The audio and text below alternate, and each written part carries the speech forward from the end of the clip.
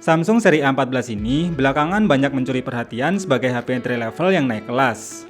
Yang akhirnya malah bikin galau mau pilih ambil Samsung A14 5G atau A14 LTE-nya saja. Mengingat harganya yang hanya terpaut 300 ribuan. Di video ini kita akan melakukan comparison mulai dari kamera dan performanya supaya di akhir video nanti kalian bisa lebih mantep nih untuk menentukan yang lebih cocok buat kebutuhan kalian. Karena dengan selisih 300 ribuan saja, ternyata ada banyak perbedaan yang patut kalian jadikan pertimbangan loh. Tonton video ini sampai habis. Pertama dari segi kameranya nih, ada yang cukup janggal di perbedaan kameranya. Meskipun sama-sama bersetup triple camera, tapi di Samsung A14 LTE yang notabene punya harga yang lebih murah, malah sudah disematkan lensa ultrawide, yang justru dihilangkan di Samsung A14 5G-nya.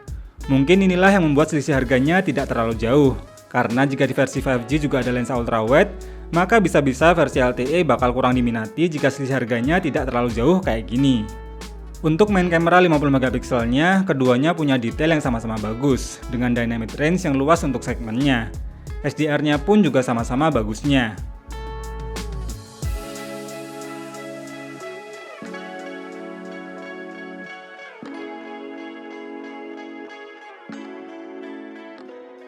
Tapi di mode portrait, nampaknya justru A14 LTE terlihat lebih tangguh dalam menghadapi backlight dibanding A14 5G. Namun perbedaan paling signifikan pada saat dipakai untuk memotret objek.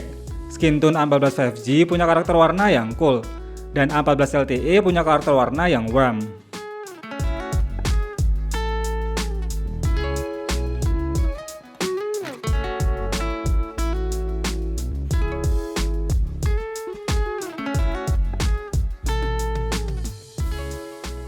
Nah, tapi kalau buat foto landscape atau pemandangan justru kebalikannya. Skin tone A14 5G nampak warm dan LTE justru lebih cool. Tapi kalau urusan kamera ultrawide, jelas A14 LTE punya deal maker dibanding A14 5G yang absen untuk mode ultrawide-nya.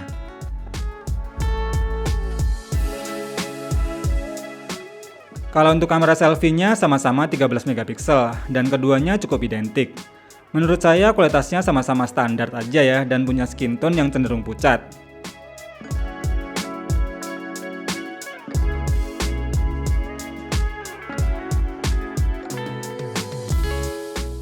Hai guys, selamat sore.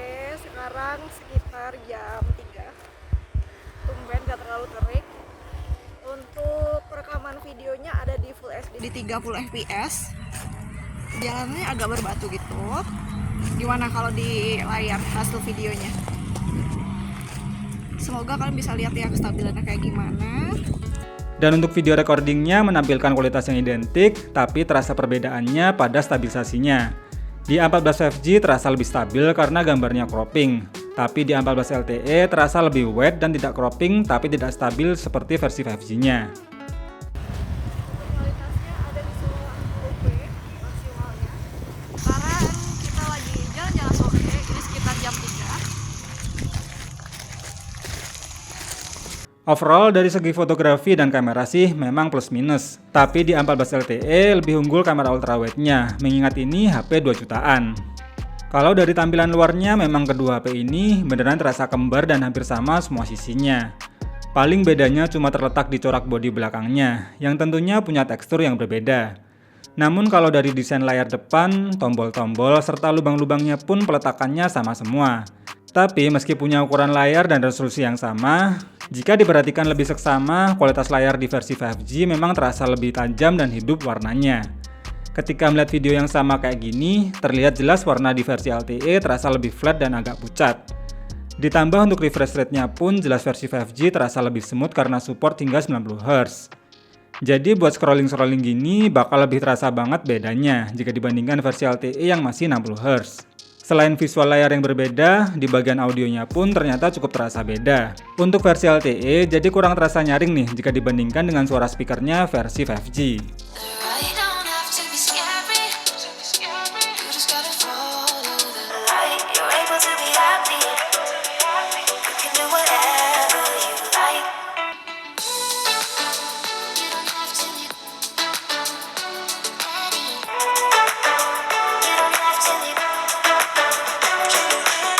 Jadi meskipun tampilan luarnya nampak sama, tapi kualitas layar hingga audionya ternyata terasa berbeda. Belum lagi kalau mau dibandingin bagian performanya. Karena mau bagaimanapun, chipset sekelas MediaTek Dimensity 700 masih terlalu overkill jika dibandingkan dengan Exynos 80-nya Samsung. Meskipun kalau dari UI dan versi softwarenya sama, tapi tetap saja ada perpaculah acuannya.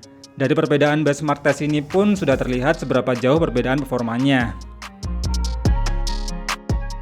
Meskipun kalau untuk kinerja harian atau bermain game casual masih sama-sama enak, tapi kalau untuk kinerja yang berat atau bermain game HD, jelas Samsung A14 5G bakal lebih tangguh dan bisa diandalkan. Kita ambil sampel pengetesan game PUBG berikut ini. Meski sama-sama bisa dapetin settingan smooth ultra, namun versi 5G jelas lebih nyaman apalagi karena adanya gyro hardware. Sama-sama ditopang kapasitas baterai 5000 mAh, daya tahan kedua HP ini pun terasa mirip. Saat dites pakai aplikasi PCMark, screen on time Samsung A14 LTE terasa lebih awet, namun tetap sama-sama tembus mencapai 13 jam. Dan saat dicek pakai aplikasi sensor box, memang jumlah sensor versi 5G lebih lengkap dibandingkan versi LTE-nya. Fitur lain seperti NFC, dual mic, hingga RAM Plus-nya pun kedua seri ini sudah sama-sama ada. Jadi selain beberapa perbedaan yang sudah saya sebutkan tadi, hampir keseluruhan fiturnya pun terasa identik. Jadi kesimpulannya, dengan sisi budget 300 ribuan saja, mana yang lebih worth it nih? Kalau kalian memang cari HP 5G dan performa dapur pacu yang lebih baik, saran saya ambil Samsung Galaxy A14 5G sekalian. Tapi kalau kalian belum memerlukan 5G dan bukan nyari HP buat keperluan gaming, ya Samsung Galaxy A14 LTE ini jadi terasa lebih worth it karena punya harga yang lebih murah. Ditambah masih punya keunggulan di kualitas main kamera dan adanya kamera ultrawide. Karena notabene kualitas kamera keduanya masih sama-sama identik satu sama lain. Sesimpel itu sih pertimbangannya. Terima kasih sudah nonton video ini sampai habis. Semoga bermanfaat. Sampai ketemu lagi di video berikutnya.